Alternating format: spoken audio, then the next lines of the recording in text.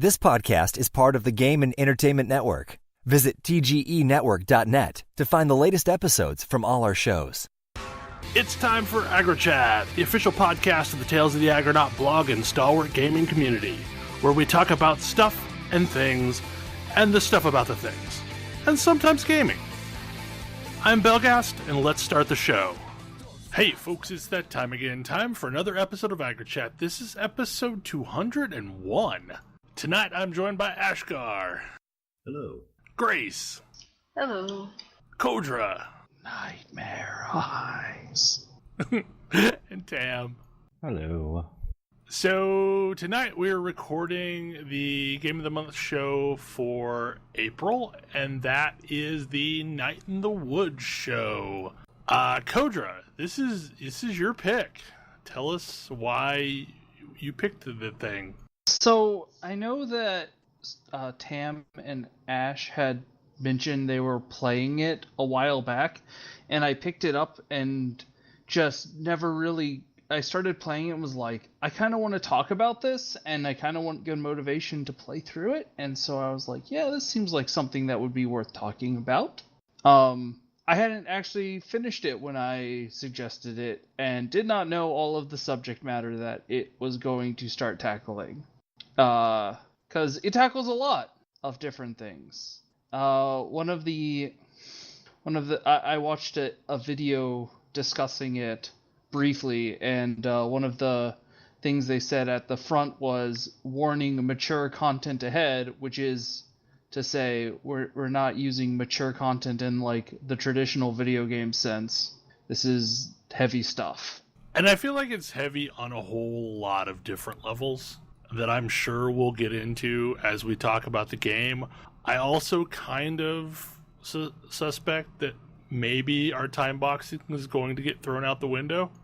We'll see. Because, there's a lot of things to talk about and unpack about this game. So yeah, you play as May Borovsky, who has come home from school having dropped out for reasons she doesn't want to talk about, and you're just going around and sort of visiting home or living at home again and seeing how the world has changed. And you're dealing with some stuff yourself that unfolds as the game progresses, but mostly it's centered around your interactions with your set of mostly 3 friends that have formed a band together, and a couple of other townsfolk who have these interesting stories to tell. But it's all set in this backdrop of a old mining town that sort of converted from mining to industry to now being a dying town. And it kind of mostly lives in that weird place between childhood and college and adulthood. And there's a lot of themes kind of revolving around that in the game. Yeah, everyone younger than you disrespects you because you're an adult, and everyone older than you disrespects you because you're a child. And even the people, your friends who are the same age as you, are in a very different place in their lives than you are, and have some things to say about that too. Yeah, the quote that really stuck with me is, I stayed here and continued growing up, and you went to college and just stayed the same. Like, your friend B has had to deal with a lot since you've been gone, and even your goofy friend Greg is clearly more mature and put together than you are. And I guess for me, this game hit a little too close to home in a lot of different ways. Mostly because, I kind of lived in this weird in-between state between, graduating and going to college, in that I did the first 2 years of my college at junior college, 2 different junior colleges before actually, going off to college. And there are a lot of moments in this game that are very, very, very indicative of the kind of things that I experienced. Like, I was in this half state between college and the world beyond, whereas like 6 months into our freshman year of college, I would say the vast majority of my friends had dropped out and were back in my small town. So there were absolutely moments where like I was hanging out, with people who were working. Like, I can remember going to Burger King to hang out with a friend while they worked because, like, I had nothing better to do and, like, nobody else was around to go hang out with. And that's kind of moments that are happening in this game. Absolutely. May is also, like, very clearly trying to recapture some past emotions that she felt. And in the process of doing so is like trampling over her friends. And like I know that that's stuff I've done. Like I've been that person who's been like, "Oh, hey, I'm finally back in town. We need to do all of the things we used to do." And like you just can't anymore. Like, yeah. Like everything gets in the way. Like no one else is interested, or everyone else has moved on, and it's like you try and recapture that childhood memory, and it doesn't happen. It's impossible. They say you can never go home again, and this is what it's talking about. Like, recapturing the past is not something you can actually do, but it doesn't stop people from trying. Right. But people put a lot of that. But this game sort of reminds me of, I don't know, my own experience with, you can't go backwards, so embrace going forwards, and that things are going to change, and you can't go back. Because it reminds me of going back, and not anywhere near as permanently as May, but just going back to my former hometown and realizing that I had nothing in common with anybody there, and half of them hated me. I think it's interesting that, like, everybody has kind of found something different in this game. Because everybody that I've talked to, Thalen couldn't make it tonight, but, like, Thalen said that, like, he felt personally assaulted by the game. And I have a sneaking suspicion that, like, all of us had vastly different experiences. But it seems to somehow hit this chord that is universal in some way. I think a lot of us can recognize things from it. Like, there is a moment in this game where this goofy poet who you talk to every day is at her poetry reading night, and she's written a poem, and all she's ever done are these like cheesy 2-line poems that are just like trying to shoehorn in rhymes wherever they can.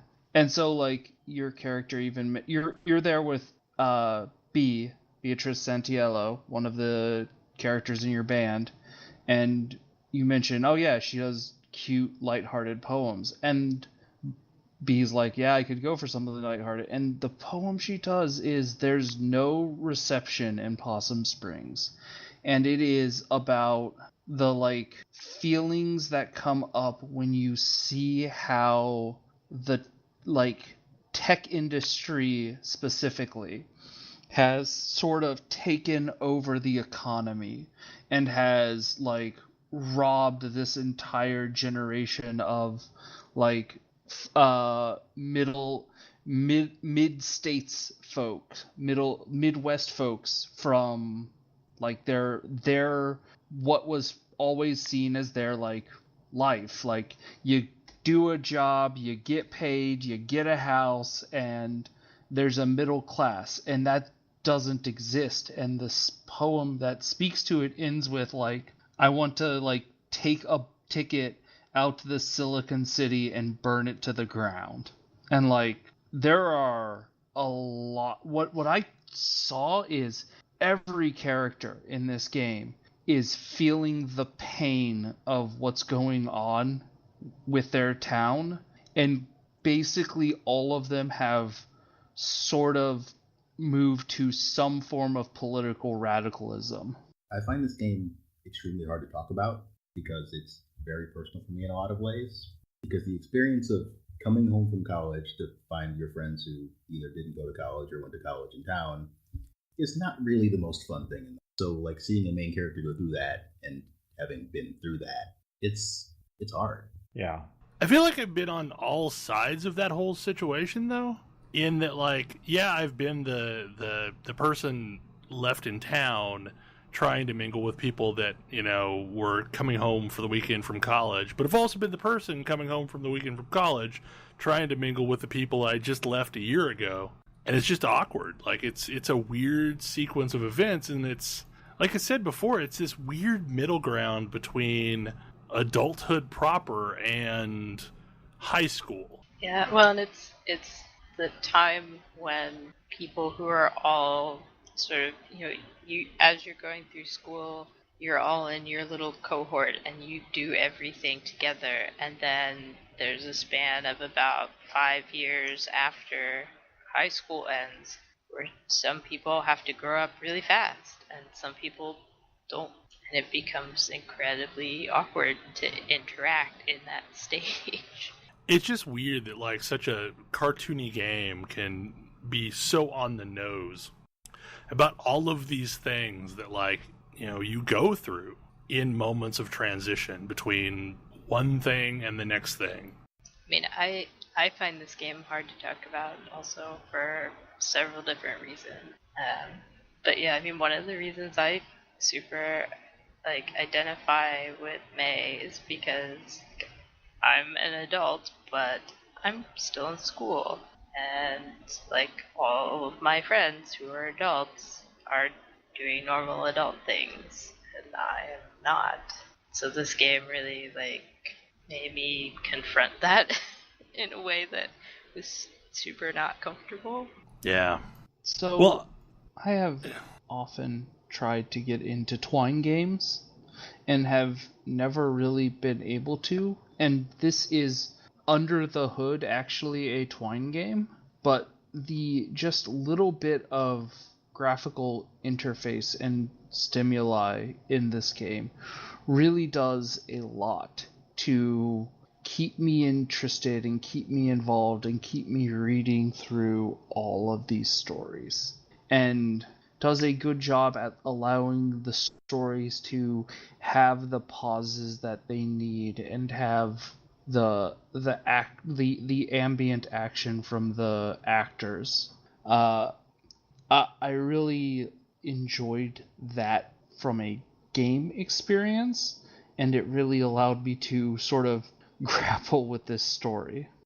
And the art also is not an afterthought. Like, the art is, for what it is, it's really gorgeous.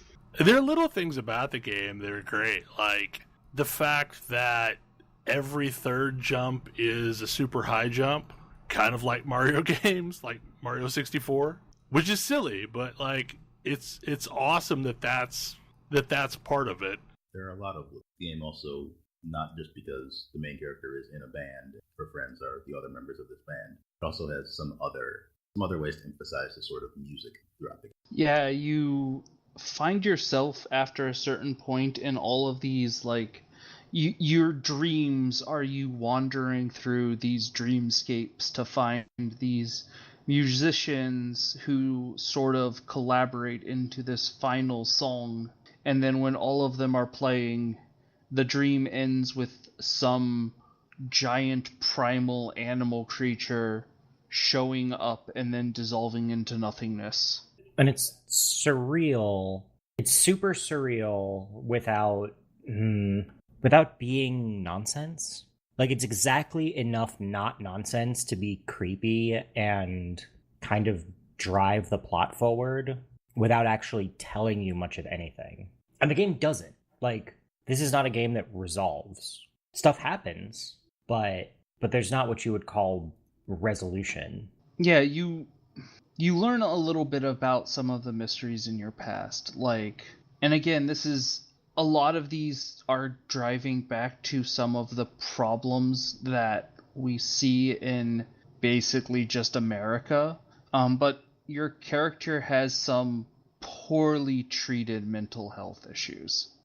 At one point, you had something of a break, at which point you hospitalized a kid during a softball game. You describe it as everything stopped being anything other than shapes, and like, I am not somebody who could talk to this, but that sounds like something you would want to see a trained mental health professional for. But all this town has is Dr. Hank, who is the doctor for literally everything. And it ties into the continuing theme of there's nothing here. I don't know. We had a conversation a few weeks back about like Kodra and I had this conversation a few weeks back about like why this game is so like hard hitting, and you made it your comment. I really liked it, was because I thought it was really apt. But Kodra's comment was, this game is about hope being toxic, where like hope just makes you sad and isn't something that you can really indulge in because it's just going to disappoint you, because you're in this place where there isn't any, like there's no escape, it's not going to get better. Yeah, so I did all of the B Santiella stories for my first playthrough, and one of those involves you like going to her house where her dad is passed out, and like you're trying to cheer her up, and it just enrages her because like you're trying to give her hope that something could be better, and all she can see, like it feels like you are patronizing her, like you are being incredibly patronizing to her, because obviously if she works so hard and you're like there saying, well, if you just tried something else it could be better. I actually missed a whole bunch of this game when I played through my first time though, and so there's another character who's also got a similar, who actually has something to say about hope, and that's Bruce. And I don't know if anyone else got a chance to like see Bruce's story all the way through. But Bruce is the drifter who's sleeping out behind the church. And Pastor K is trying so hard to like get the town to support her plan to like use the empty parts of the church to provide him with shelter, and doing everything she can to like help him. And ultimately he decides he's gonna leave because he doesn't feel that he's worth her losing her job, which is what he thinks would happen if she continues to fight for him. The town council basically voted against leaves with the statement that he's gonna go back and like join up with his family who he's left, and they're gonna be there, like they're gonna have a cardboard sign saying "Welcome home, Dad," and all of these like almost ridiculous fantasies that he has about this rejoining. And his final thing is, when you're out of everything else, hope's the last thing you got. So another thing that like really hit home for me is like, I'm from a really tiny town. Like I graduated from a class of 60 people. And in that town, I remember a time when there was a vibrant Main Street, and when there was like a yearly Pioneer Days festival that like had concessions and all sorts of stuff. And then a Walmart opened and everything disappeared from Main Street over the course of the next 5-6 years. And I remember being just completely ecstatic when our town got a Subway, because it was something real from the outside world, that I didn't have to drive 30 minutes to an hour to get. And these are all things that happen in this game. Like they talk about, the old grocery store closing because the new grocery store, Ham Panther, opened And like yeah, that's kind of a silly moment in that, you know, we have this thing called Ham Panther, but like I remember living through those things, and I remember when Walmart went away and the town had nothing. Like we finally eventually got a Dollar General, and that allowed us to have at least something in town. And now, you know, they got a Tractor Supply, which everyone was excited when that opened, because at least you can buy hardware there. You can buy like screws and nuts and bolts and hammers and things like that you might actually need without driving 30 minutes. And during the sequence of gameplay, like, you see a place that they all loved going about and they all talk fondly about go out of business and eventually get replaced by something else. And that sequence of events, like, yeah, it's not that unique, but God, it hit home. Like, watching that all play out and watching people trying to get excited over the husk of a town that's left is just, I don't know, it's just brutal. Yeah, we used to joke, I love sad games, right? And I do love this game, but I don't know that I love its sadness, because most of the times I love games that are sad in beautiful ways, like sad in like poetic or real. Like, this game didn't make me cry.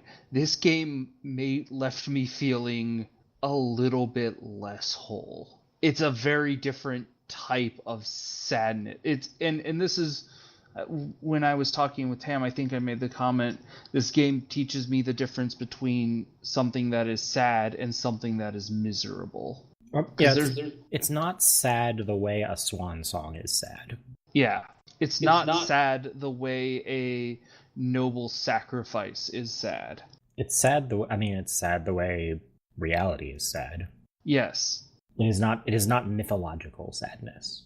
And we haven't really talked about kind of where it goes in the ending much, but I feel like that ending builds on that, because it isn't an ending. It isn't like, oh, we figured everything out and it's going to get better. It's, well, we didn't die, and maybe we know a little bit more than we did before. I mean, so the game features a lot of interesting cosmic horror elements to it.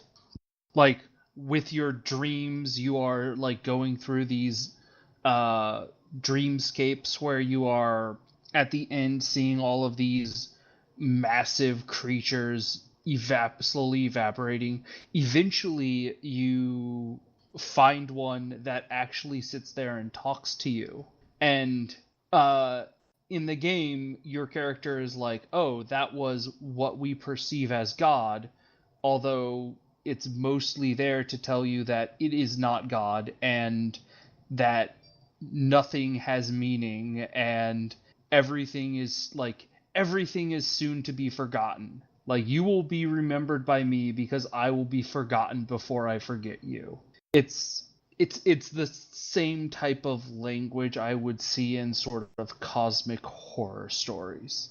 Yeah. And at the end of things, you find out that what's been causing so much mysterious stuff around the town is a cult of old town folks that are sacrificing undesirable elements to this eldritch creature at the bottom of a mine shaft, supposedly to help save Possum Springs from like continuing to decline, is their conceit.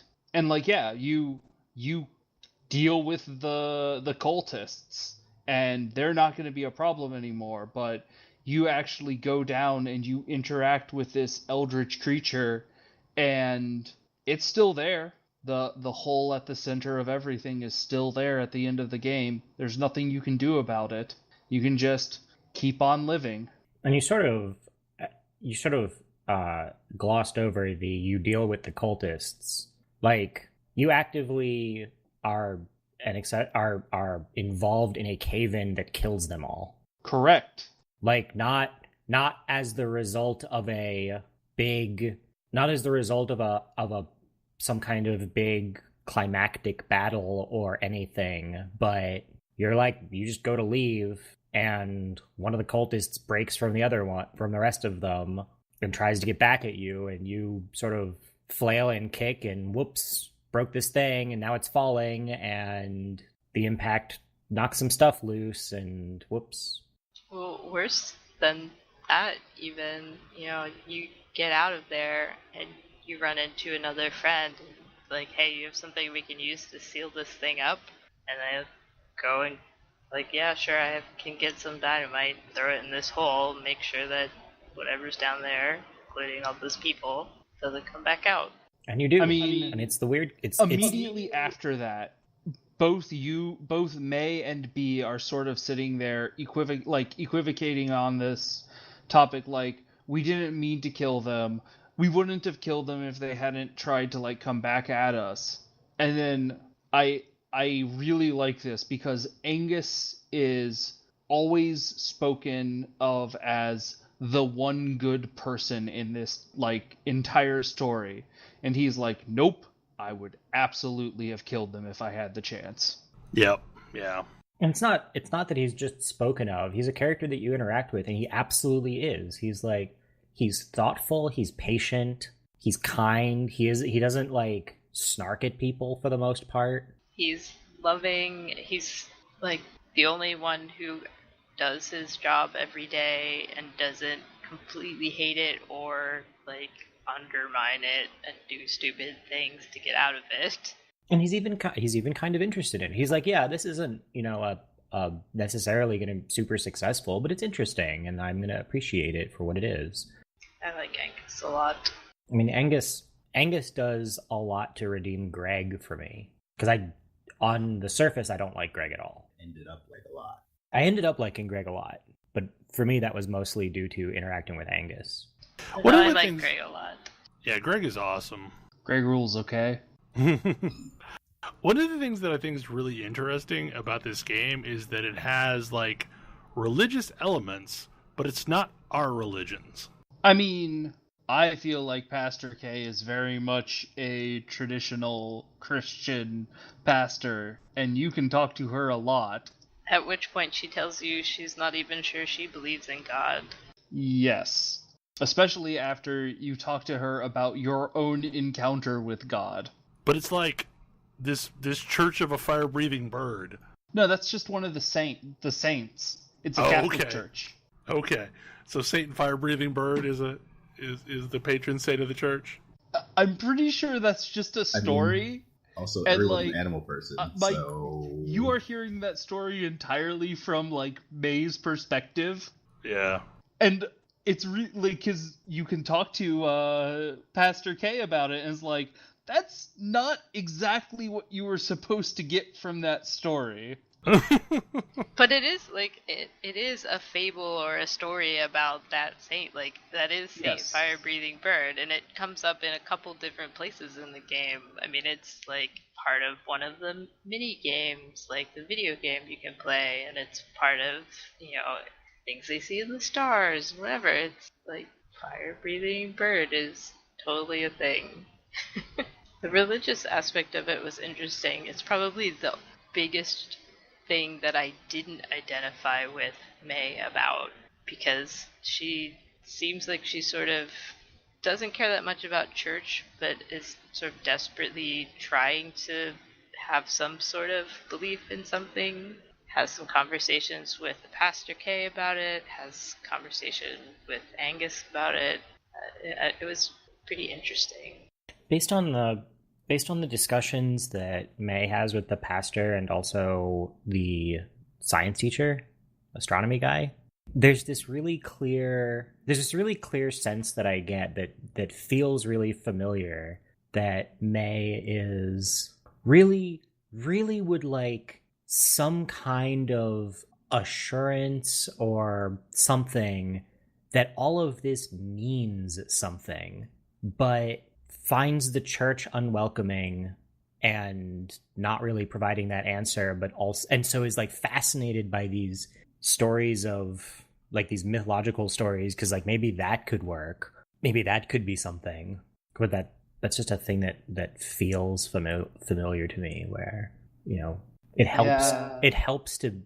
I can understand it helping to believe in some kind of higher power or greater story or whatever in order to make sense of things that don't seem to make sense, and I can understand kind of grasping for that. Well, And especially when there are so many, like, this game is also about unseen forces acting upon you, and like the biggest unseen force is just the economic reality that there's not much value in these small towns anymore. Is and like how that's awful. Like this is a game about getting like where the big unknowing evil is the invisible hand of the market.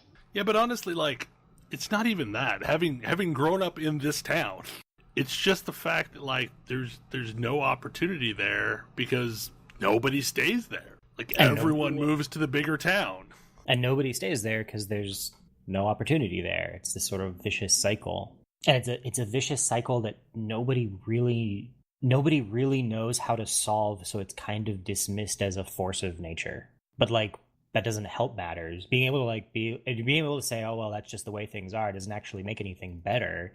No, it just makes it more hopeless.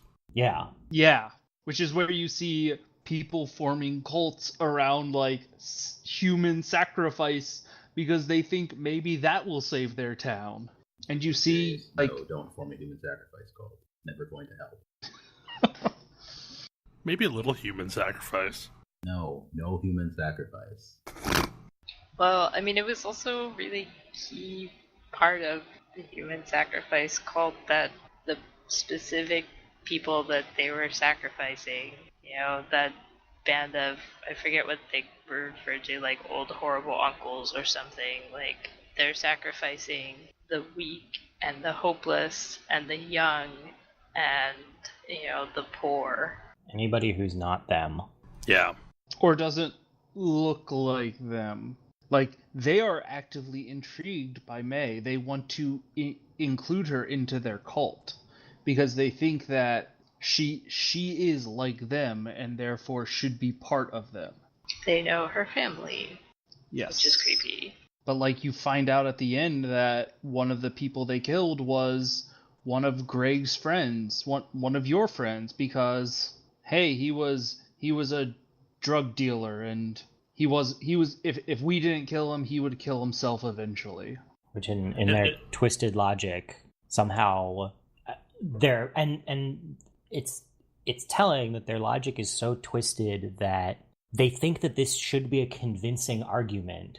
This game has a lot of very explicitly political things to say. One of my favorite comments comes from B at the end. If you have done more side stories with B, one of her comments is when you say, "It was a really weird night last night," she's like, "It's not that weird. Just old people killing the young and the poor to try and reclaim a past that barely ever existed. Same old, same old." It does try to present a world that is getting better at the end, though. Like, maybe not the world is getting better. No, that's wrong. The world isn't getting better, but people are trying to make it better. Like, your dad is going out and trying to unionize the workers of the Ham Panther. Like, he's trying to do something. Everyone is trying to do something to make the world better at the end of the game. Well, I mean, and May wants to at least give it a shot because not for any particularly noble reason, or because she thinks that she can actually succeed, but just to give the finger to her nightmares. So I know we've talked about them a bunch, but Angus and Greg are like my favorite relationship I've seen in a game in a while. Angus has one of my favorite quotes from the game. He's talking with May about going to a party, and May's like, "I didn't think you liked parties." And Angus goes on a bit about how you know how sometimes you want to just go and find a safe corner and hide? Like, Greg is my corner. He's there, I'm okay. It's the sweetest thing. Yeah, that line was the point where I was like, okay, I'll give Greg a shot. It's really interesting because if you do all of Greg's story, it's kind of strongly hinted that you're kind of making you are the problem in Greg and Angus's relationship. Like, Greg had been doing really well, but you're causing him to regress back to like the goofball he used to be. Yeah, I mean, it's not even really hinted. I mean, at some point, Angus comes out and is like, look, like, this needs to be different because you need to let Greg grow up. Huh. That's really interesting because I got a very different bit of dialogue. This is when you're talking with Angus up on the mountain. No, this is when no. you go with Angus and Greg to the Donut Wolf. So if you can either go with B to the party, or you can go with Greg and Angus to the Donut Wolf. It's really interesting because on my playthrough where I basically exclusively hung out with B, except when I didn't have a choice, I had Angus comment, "Hey, I was really worried that when you came back, Greg was going to regress, but he hasn't, and I'm glad." Yeah, I got that at some point too. And it may just be because I wasn't hanging out with Greg that much. Yeah, because I played through it both paths, and yes, that is the thing. The conversations, lots of different subtle pieces of the conversations change depending on who you've hung out with the most and what other things you've done around town, which is actually really kind of cool. Like, if you've done a lot of little side things at the end, when you're sitting there talking with Greg in the sort of one of the very last scenes, you kind of walk through all of the weird, like, human things you've done and seen over the last few weeks. I did also like the conversation with Angus when you beat the game that he likes. I am not good enough at that game to get that conversation. Yeah, me either. I may have spent too much time playing that. I may have spent more time playing that game than the rest of the game. I tried to play that game, but like I only made it, I think, three into like the third area. I think I got 5 in, but yeah, it gets kind of difficult. You get a different conversation if you get 1 in. Like, I got 1 in, and I got a different conversation than if I got 5 in. I'd be really fascinated to see what you get if you've like actually beaten it. Yeah, I mean, you get a bunch of conversations with Angus. You also get different conversations depending on how good you are at playing the bass. Bad. That's what I am at playing the bass, is bad. I was better, except for that last song, which was frighteningly difficult. Yeah, on my second playthrough, I was like actually fine at the first 2, and then I got to Mr. Pumpkinhead, and I was like, oh no, this is bad. I am not good at this song. I'm not good at this style of game, so like it was a thing that I really couldn't do. I've never been good at rhythm games. At one point I wanted to see what the lyrics were, and it's hard to do that when you're trying to actually press the buttons and play the bass. So I just didn't. And then at the end, Greg is like, so you're just not going to play at all now? Is that a thing you're doing? That's interesting. Wow. Yeah, if you don't play at all, they judge you. B's comment was, I think that was better. Yeah. I really like your notebook that keeps all track of like all of the various things and can change quite a bit based on what you do. My favorite sequence of all was when I went with B to go to the mall, and I awoken the fish god. It's possibly the best scene, the best comedic scene in the game. I love that so much. Yeah, it like the other option with Greg is entertaining, but not nearly as good. Although I did like berating Scriggins. That amused me. If you go with Greg. Steve effin Scriggins. It's also interesting because this game definitely takes a cavalier attitude towards crimes. Yeah, the whole shoplifting minigame was a little bit weird to get used to. I was trying to figure out, how is there a way to not do this? No, I needed to shoplift. I tried. I needed to shoplift so I could feed my rat babies. We are all so lawful. Yeah. Well, and it goes back to the, like, I don't know. I feel like even that plays into the underlying theme of the game. Oh, I definitely feel like it does. Like, Nothing crimes matters, are so definitely why? like small crimes are not considered that big of a deal, probably because there's not much enforcement going on. Well, not much enforcement for you.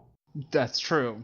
And I think that's a really interesting conversation to have, because like for May it's just getting her jollies, and B is against it but is like, all right, well, whatever, that was, it's not like super opposed to it. And then you hear about the cultists who are perfectly okay with having killed some guy because he was caught shoplifting. Yeah, exactly. I mean, they even call that out specifically, that he was shoplifting from the mall and he got caught. And it's like, ooh, but you're okay. As May, you're okay because you're, close enough to like them. Yeah. Well, and they also believe you're like chosen by the thing because you're having these visions and because you're having like headaches and all that. They think you're somehow touched by, Pit Thulu.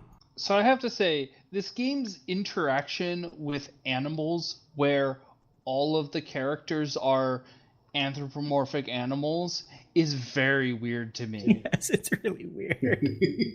Like, there's very clearly a difference between, like, the characters that are humanoid animals, which never really, like, do anything to acknowledge that they are, like, I don't think there's any dialogue that comes up acknowledging the fact that they are all humanoid animals.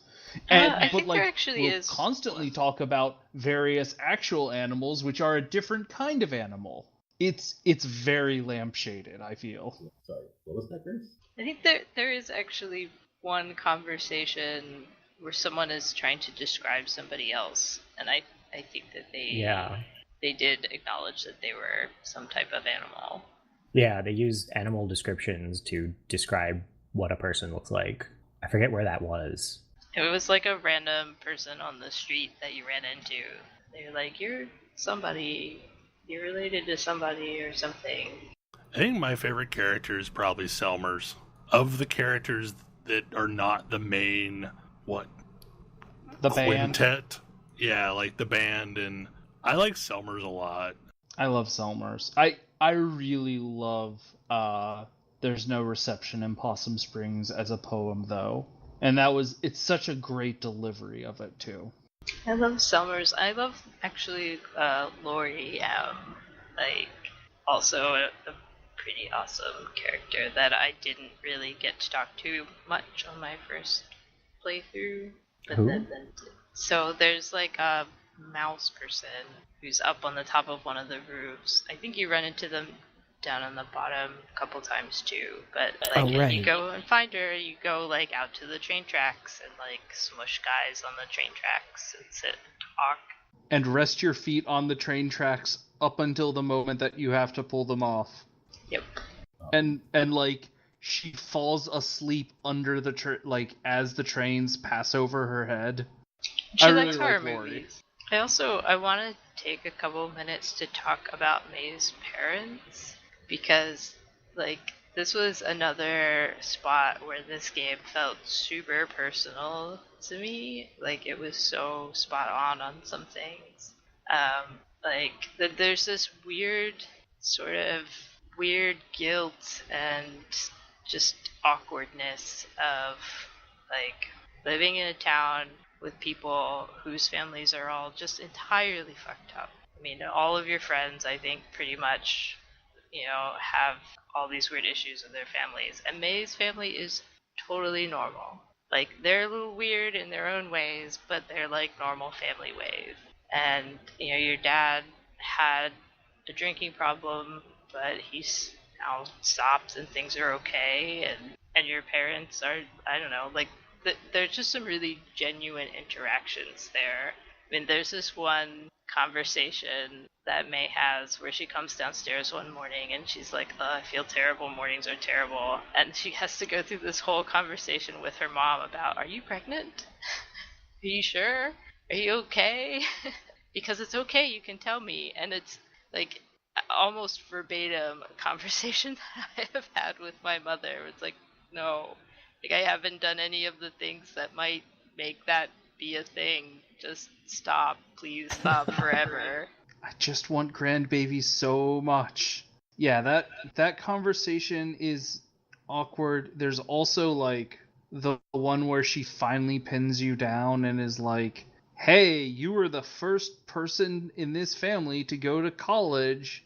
Oh God! Like we had plans for you, 15 years, and you just throw them all away. That was maybe a little too personal. Yeah, that was also like, I mean, I'm a second generation through college, but my wife is a first generation. Like, she's the first generation in her family to ever go to college. So yeah, no, that is very real. Well, and just we had all these plans for you. We spent all this money, and we saved up for all these things, and you kicked the crap out of a guy, and we had to spend a bunch of money smoothing that over, and then we still tried to send you to college, and now you've dropped out. Guilt, guilt, guilt, guilt. Yeah, May, to her credit, is not having it, but yeah. That's a really miserable conversation. Like, I felt awful after that scene. I also felt like the scene where you go with Greg and Angus to the Donut Wolf and they are having like this very intense quiet fight and you are the third wheel is so uncomfortable. This game does uncomfortable conversations and uncomfortable silences very well. Well, especially because it's one of those times where I feel like people complain in games like Mass Effect. It's like, well, none of the choices here are a thing I would say. And this is sort of another step on the yeah, but it's not you. This is a story about May. And part of the game is finding out more about who May is as a person. I think that's a lot easier to do in this game where May is clearly her own character who clearly has her own voice versus Shepard who it's like halfway I don't in between. feel like they do a very good job defining his voice and so a lot of people just assume it's their own. I sort of feel like Shepard is an in-between point because there's definitely a voice that Shepard as a character has a voice. And it's in a lot of ways, it's kind of a distinct voice. It's just vague versus May, which is a very clear character. But then on the extreme other side, you have the silent protagonists of I want to call it Yore and make myself feel old. But where the dialogue is all written to avoid giving them any voice at all, even when it doesn't necessarily make sense. Like most of the games prior to Fallout 4. Yeah. Well, like Final Fantasy VIII with Squall, the King of Dots. I have to say, this game also does the best simulation of waking up, awkwardly. Yeah. Like, this just beautiful, serene music, and then as soon as you hit a button, hard stop, and you, jolt out of your bed and sort of well, where am I? Oh. Well, especially since, it almost always follows, a sequence where you're actually playing out a dream. Yeah. Actually, on the topic of how the art style working, for drama pieces, it is amazing how important eyes are. There's so much. May has almost no expressions and almost no body language. Arms flail around, but that's about it. Everything is in May's eyes, and the choice of May to be a cat and thus have big, super expressive eyes is really, really clever. Especially compared to the relatively quiet and reserved and thoughtful Angus who wears glasses and so you can't see his eyes. Yeah, the only way you can tell what's going on with Angus is his ears. Yeah. which But, is like, still very cute and funny when he's like smiling and his ears pull up towards his hat. yeah, and it's super neat for me to see how effective that is and how much you can do with just that. It makes me think of people criticize the like giant eyes of anime, but like it's there for a reason. It's because you can do incredibly expressive stuff with that, and it's on full display in Night in the Woods. I really also like the use of their eye tracking, like in conversation, in scenes, like as you like come close to things, it gives you a sense of what's going on, and because the eyes are so big and expressive, it's very obvious. Did anyone else go through the dialogue with Miss Rosa? Yes, that was amazing. I don't remember names. The diner? The one who talks about your grandfather. Oh, yeah. That's another great example of like just such an awkward conversation. And like your character is super, super into this conversation because it's about like your grandfather being like this anti-corporate rebel, and then ends with also like immediately after that we had sex. It's like, oh, I did not want to, like, you went too far with this story, like you needed to stop. Now it's awkward. I like the janitor with the beard, even though he's a bird. That guy is really interesting to me. I mean, I feel like he's God. Maybe another one, yeah. Like he's the good God, and the thing in the pit is the bad God. I think he would disagree. Definitely weird. I think he would disagree with you. That's probably true. I think he would just be like, I don't know, I see things. I just happen to be around and nobody pays attention to me, so I know a bunch of things. I'm not sure that's actually true. I mean, everything in this game that could probably be a god pretty much tells you that it's not. Whether that means that it is or isn't a god is kind of up to you to still figure out, though. Yes. Exercise for the reader. I mean, there is the scene at Harfest where he comes out and is like speaking both in the play and also directly to May about the supernatural things going on to her as the character, the forest god. The Harvest Festival play is also fun because you can very clear, like, it's one of those things where you are not given a script, but you can sort of ascertain based on your options which is the right and wrong line, and the people will call you out when you have the wrong line. Yeah. There's just so many elements of this game that were just really well done. On what I understand was a pretty low budget, actually. Well, it was a Kickstarter, right? I don't remember how much the Kickstarter was for. Yeah, but most of this was done by a husband and wife pair. And, like, I think most of the tech was handled from a outsourced perspective. But, like, art and story, I know, were handled by a husband-wife pair. I watched a long GDC panel about the process one of the outsourcing companies went through to open source their Twine add-ons, and then basically once they did that, they were able to get a lot of open source help with bug fixes and whatnot and contributions. It's interesting if you want to like sort of get an insight into how the game was made. I feel like the character designs were just amazing, like, because each one had a completely unique character, and, you know, it felt like a specific character that none of the others felt like. And also the music, like, the music really kind of told the story in addition to the gameplay. Oh, yeah. Especially during the dream sequences. Like, I love the whole finding the instruments, and each one added something to the melody. Before it all ultimately comes to an end. This is going to be one of those games I'm going to be thinking about for a while, I imagine. I watched way too much Garbo and Malloy. I kind of wish I could, like, have skipped that. That show is terrible. That show is exactly what me and my family watched. Yeah, same here. Like, It was not good.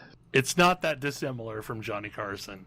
The authentic picture they took of the subject that they are trying to take the picture of is very striking.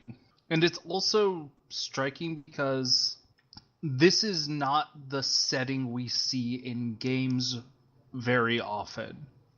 Probably never. Like, you either see a thriving metropolis or like the post-apocalypse. Like, everything's gone. But this is just a city in slow decline, like in the process of becoming a ghost town. Well, I mean, you sometimes see those, but it's usually like some dramatic, solvable problem that's causing it, or there's like a drama to it that doesn't exist here. Everyone seems so completely resigned to their lot in life, as in like the townsfolk for the most part. Greg makes a comment when he's talking about leaving that, like, you are about to try and argue with him that maybe he shouldn't leave, and like he cuts you off with, when I talk about this with the other townsfolk, they don't even try anymore. Like, they know how bad it is. They just wish me the best, basically. People have stopped trying to say it's worth sticking it out here. I mean, he also makes the comment that it really sucks being the only two queer people in town, so... I mean, there goes another moment that really I feel like hit home Greg for me, too. And Angus know they got to get out. But yeah, the townsfolk, they seem just hopeless. The older generation. I guess the neighborhood committee, the miserable, awful neighborhood committee seem to be trying to do something about it, but they don't even... I can't even believe they think what they're doing works. I also suspect they are part of the murder cult. That was the part that I found interesting, is the sequence of events down in the mine shaft. In theory, like 5 people should have disappeared from the world, but I didn't see anyone disappear. Molly the cop Shit. does actually comment that there were a bunch of weird calls the following days. It's just not anybody you know. And notably, there are some people missing from town. They're just not people with dialogue. And I didn't comb it closely enough to see if they were there all of the rest of the time. But like, there's the group of people that are always arguing outside of the whatever office. And like, there's the one person, that group, that never speaks, and that person's gone. Because you see them walking afterward, and that person's just not there.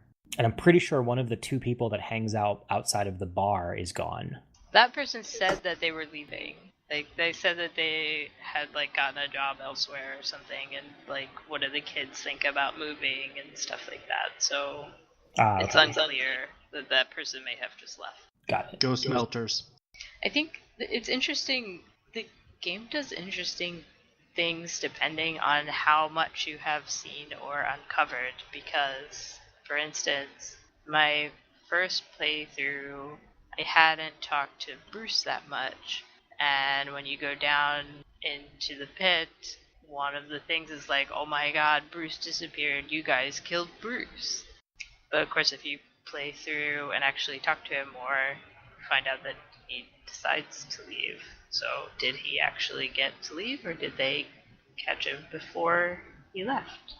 How do they respond if you tell them they killed Bruce? Or did you not pick that option? I did. I don't remember. They said some things about, like, whoever they killed, and that, like, we killed a bunch of people, it was worth it. I don't remember if it was like a specific thing. I mean, absolutely, because they talk about Casey. So did anybody like Germ? He was fine. I mean, I don't have a lot of opinion about him. Did anybody actually go to his house? No. You can go to Germ's house? Go to his house? Yes. I have not gone to Germ's house. So you can go to Germ's house, and Germ has, like, sort of a weirdly normal life. Like, his family lives a little ways back into the woods, and he has a trampoline. You could jump on the trampoline. You can have a weird conversation with Germ's grandmama about she like tells your fortune. I don't think I tried to go past the fence after Harfest, so I didn't actually go over it. It was like one random day he talked to Germ and he was like, "Do you want to go hang out?" And I did. There are a lot of random scenes like that. Like, you and your mom can go to a field from her youth. I loved that scene. You can go digging for trash in the tunnels. That one was awesome. I loved that because I just think the concept of like this flooded rail line is so cool. It felt very sunless seas or whatever. And whatever junk you pick up, you can keep in your room for the rest of the game. I got a coconut monkey. The coconut monkey was the best. I really like. Again, I did not catch any of this on my first playthrough. This game really does reward exploration and like sort of talking to everyone and going about town. Germ hangs out with a lot of people I find interesting. Like, there's the scene where he's talking to Angel the Drifter, and I really like Angel has some things to say that I really appreciate. Which one's Angel the Drifter? He's only there for like one day. If you go and talk to Germ, he's standing there and he's gonna be hopping on the trains, and you can like ask him to keep an eye out for Casey for you. And like one of his comments that sort of resonates with like me is like, you're like, I hate to impose on you, and it's like, nah man, we live in an uncaring world ruled by the worst people for like who just make everything worse, whether it's for greed or for spite. And we gotta stick out for each other when the little folks have to stick out for each other when we can. And I feel that way deeply right now. Like, we gotta care for each other however we can. So this is sort of an old joke from much older things, but I kind of, as is AggroChat Game Club tradition, I kind of want to talk about this game's save system. I find it really interesting because it doesn't let you save the game. Your decisions are permanent, and you deal with that. You know, I never noticed, like, I didn't notice that until you just said that. Like, I'm so used to games kind of auto-saving, and I'm not really a reloader of save files. This game does not let you do that, though. You have a save file. It updates every time you load a new area. Once you've beaten the game, your save file is gone. You keep your journal. Yeah, it's true, you keep your journal. This feels like a very deliberate choice for this game. And it does frustrate me because it's like, oh no, I didn't want to say that thing. And it's like, oh well, there's no going back. And like, yeah, that's also part of the theme of this game, is like the permanency of your choices. I know that it's especially among this group, not the most popular thing ever, but I've more and more started really enjoying games that hold me accountable to my decisions. Like, especially as we get further and further from games where like, whoops, you did a thing wrong, game over. Like, you know, sticking to, well, this is where you got to. This is what happened. And things keep on going, and you'll just have to deal with that this thing happened. I have mixed feelings about it on this game, because on the first playthrough, I think it's totally fair, like, and it works really well that it works that way. But on subsequent playthroughs where I am trying to see as much of the dialogue and unlock as much of the game as I can find, I wish that I had a little bit more flexibility in that. Because it's a little frustrating to know, like, oh crap, I picked the wrong thing, and now like I can't see that unless I replay the whole thing. That was where my frustration came into. I accidentally started a cutscene before I had done like my full exploration of the city, so there's a day's worth of content that I'm not sure I saw all of it. I'll admit, this game, I have felt a lot less compassion towards the subjects of this game as of late. Like, small town, middle America is not exactly somebody who I really paid much mind to. And if I did, it was mostly frustration. And this game reminded me, like, hey, these people are going through some awful stuff right now, and we need to be compassionate. And, like, we need to not just write them off. We can't just make them fly over country. I mean, it's very much a tale of what happens when industry goes away. But these economic problems are also, like, humanitarian problems. Yeah, but it's also not blameless victims we're dealing with. These are also people who are capable of doing truly awful things, and they, it's like it isn't just, I don't know, I don't really have the words for it. If there's another theme I feel that this game brings through, it's that awful people deserve some compassion too. I disagree. I disagree with that too. I think that this game very strongly says, no, sometimes people don't deserve your compassion. Okay, yes. So what I was thinking of is, like, because one of the things I kept running into is that May can be miserable to her friends, but she still deserves compassion. But at the same time, it is possible to go beyond that, and that at that point, those people deserve to be put down. I think that the difference is May is dumb. Like, May is not May is super socially awkward. She's not the brightest bulb in the box. She's got temper problems and just, like, self-control issues. But she isn't making a conscious choice to hurt people and justifying it. Yeah, okay. Even when she hurts people, it's not, and she does, it's a thing that haunts her. Like, May is haunted by, I hurt people without meaning to. Does that make me a bad person? And I think that part of the message the game sends is you can't paint everyone with this broad brush, because even if these things that are happening kind of look the same, they're not. May being unthinking and a bad communicator is not the same as actively hunting people. Yeah. And I think that the big difference with May is May wants to understand how things got this way, and asks a bunch of really insensitive questions throughout the entire game in pursuit of trying to understand, but also tries to be better on terms that other people define. Like, May doesn't understand why B is so pissed off at her, but tries to, and when she does, is genuinely apologetic and, like, promises to try to be better, and mostly fails at it. But that's also why B sticks around, because B's like, all right, you're not good at getting better at it, but you are trying, and that's the part that matters. I feel like I have so many different feelings about this game, and it's really hard to put them into words, which is not super useful for the sake of a podcast. This was deeply personal on so many levels.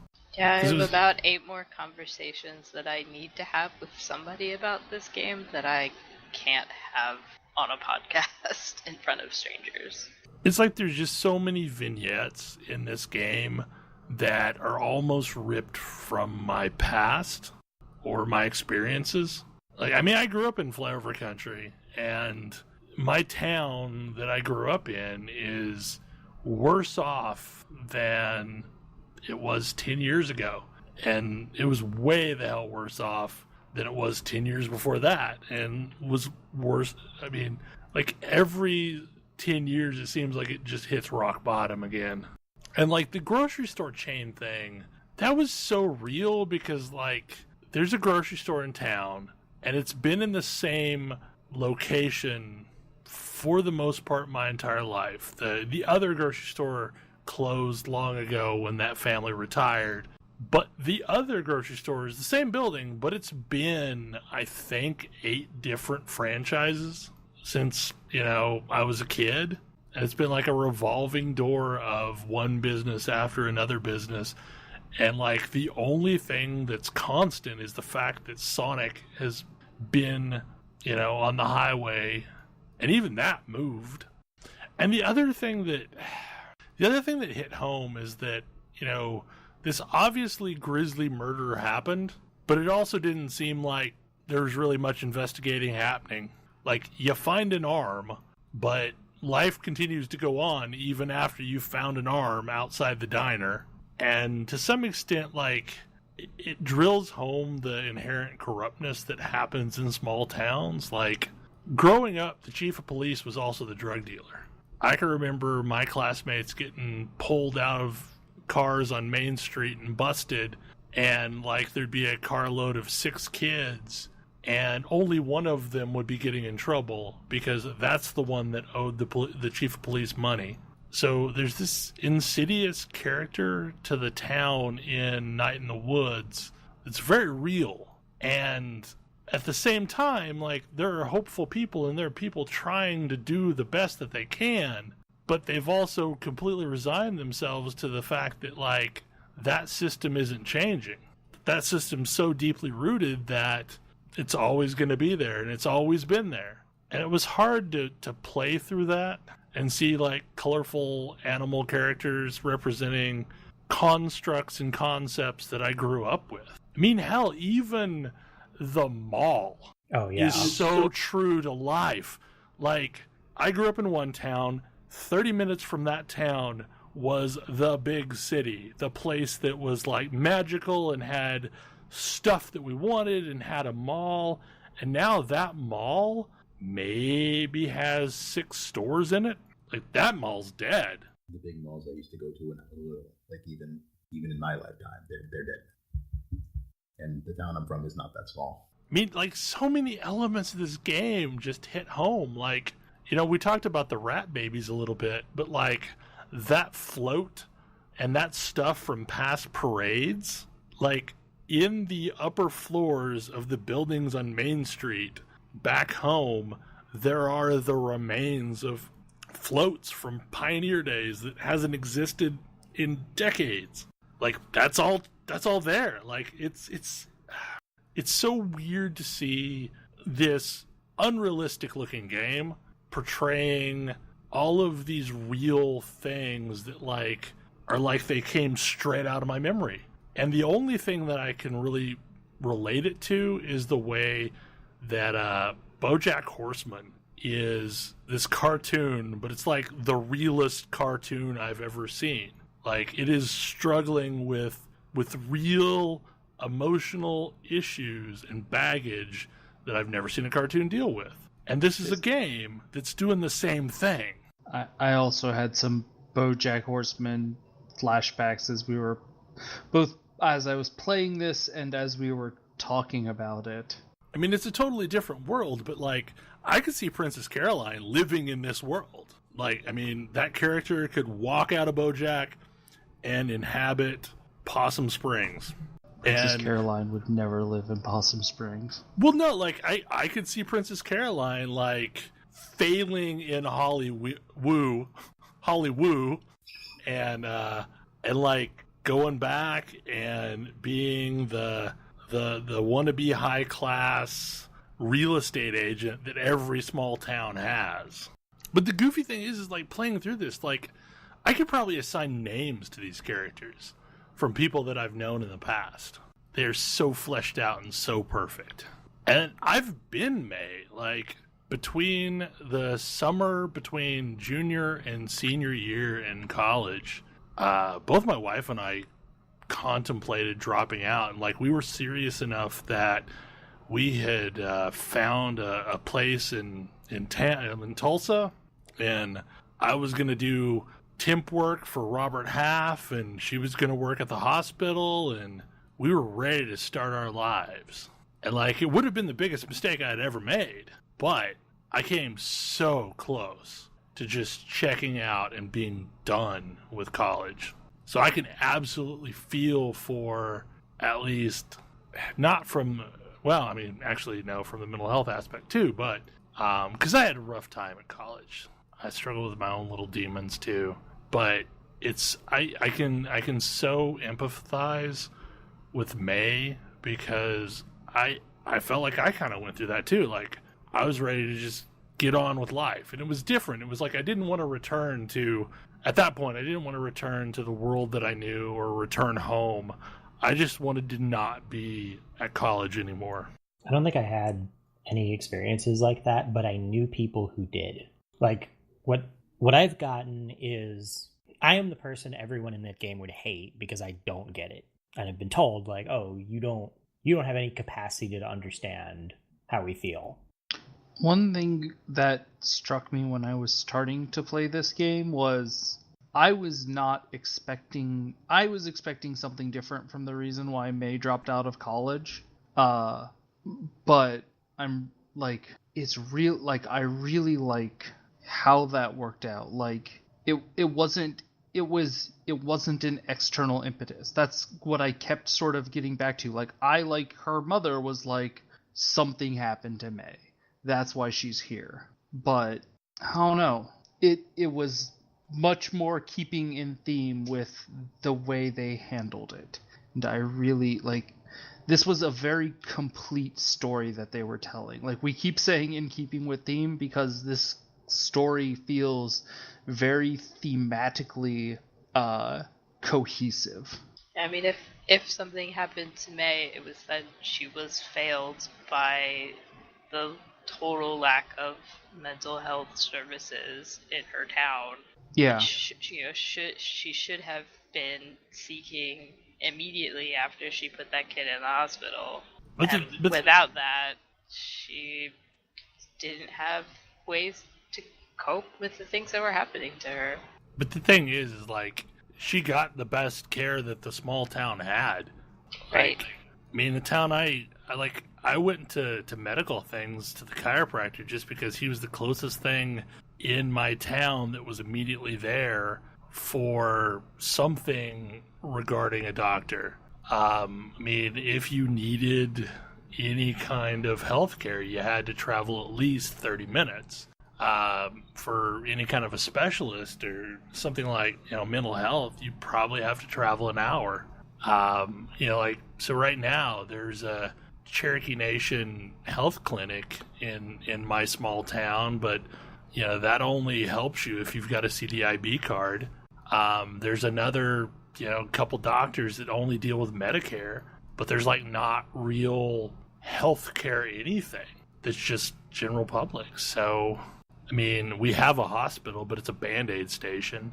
It's like got cots from the 50s. I mean, I only know that it still has those because when my grandma passed away a few years ago, they had the same beds that they had when I was a kid that cranked up to like set people up.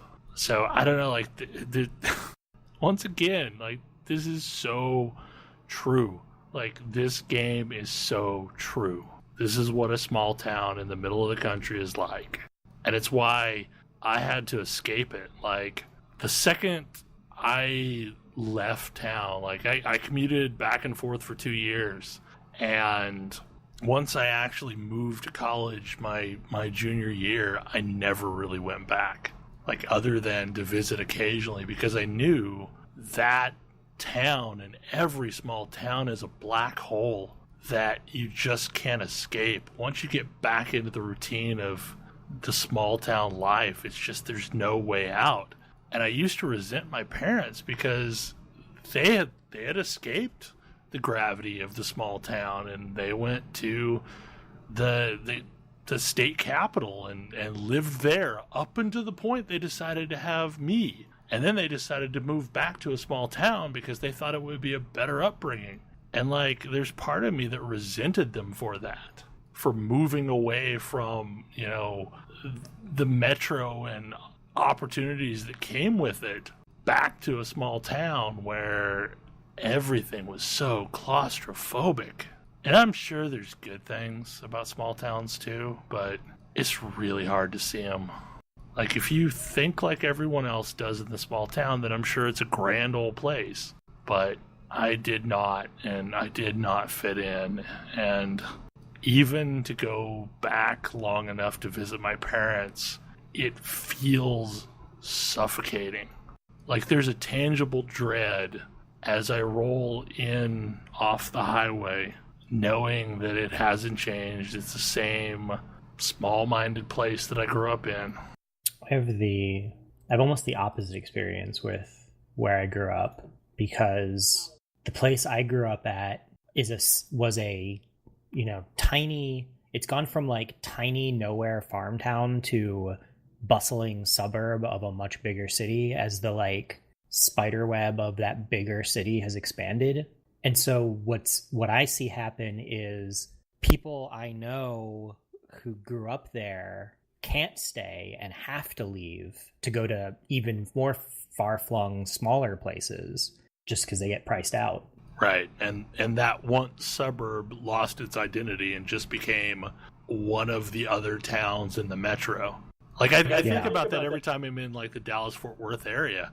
Like you will drive along Western in Fort Worth and you will cross through like 12 towns in a couple mile stretch, and it seems weird to me that like those are towns and they're still towns, because to me it's just Dallas or Fort Worth, or well, and even then it's Dallas-Fort Worth. It's not two distinct towns. But the thing is like that's the opposite, because that was a lucky suburb and it has its own problems, but it grew. Yeah. To the point where it lost its identity, but it grew. And, these other, like, the town I grew up in is a county seat. Like, it's the biggest you get in that county. And it's still a sad excuse for a place. It's a wide spot in a road between, Kansas City and Tulsa. I don't know. Like, I have so many feelings about this. And so many that I haven't even unpacked yet. And it's like, Thalen said he felt personally assaulted, and I don't necessarily feel personally assaulted. I think Thalen was memeing there a bit. Be like, I feel very personally attacked by this highly relatable content. Yeah, I guess. To me, like, I have this great sense of kinship with May. I mean, the moment where I actually felt personally attacked by this game was when May was discussing what happened to her at the time when she put that kid in the hospital. Because it basically starts out with, I was playing that video game, like the one where you like are dating people and doing whatever, and like this guy was into those stories, and then suddenly like just realized that these are all just pixels and these things never happened, and like the game is like staring me in the eye while it's saying this. It was very, very painful. It's like I'm here like totally relating to all these characters and so sucked into this story, and it just like puts up the sign that's like, this is not real, this is all just pixels. It was actually incredibly hard to get through. So the funny thing is, like, that had a completely different experience to me, and is ultimately what prompted the meat suit post on my blog this week. Like, I kind of related to what May is saying. Oh no, I totally related to what she was saying. That's why it was so painful, right? Like, because, like, as soon as you stop and think about it, everything breaks. And then all that's left is shapes. Yeah. So at this point, we've gone over an hour of our normal time box, and I feel completely drained by this discussion. Do we have any, like, things that still need to be discussed? Yes, but not now. Yeah, that's the problem. Like, we could unpack this for forever. And, yeah, I'd love to talk to somebody who played this and was completely unaffected. Oh man, I'm not sure I do. Like, I just want to know how. But I will say, like, the likelihood that I'm friends with a person who's unaffected by this is probably not really high. Okay, so for the May game of the month, it is back around to my pick. And we are going to play something that is way more emotionally light. Heroes of Hammerwatch, aka Hammerwatch 2. Mostly in part because it's something that, like, we can play as a group and have an interesting dungeon crawling experience. Because the first one was really great. Let's find out if this one's ending is better than the ending to Ghosts and great. Goblins. It was mostly great. And then you tried to beat it. Yeah, no, it was really fun for a while. It was really fun up until the end, up until right after you killed the final boss. But, 16-bit-ish graphics, gauntlet-y type action with interesting classes that aren't at all balanced. Here's hoping that they are balanced this time around. Yeah, let's hope so. I'll still play the Ranger. Anyway, hopefully you enjoyed this show. And this is one of those times where I would really love to hear from our listeners. Like, maybe it's not the best idea, but I would really like to hear how this game affected you if you've played Night in the Woods. So you can always hit me up on Twitter or, hit us up via the AggroChat Twitter because I'm curious. Like, this one was emotional. Anyway, we will be back next week with a normal show, and we'll see you then. Good night. Good night. Night. See you. Good night.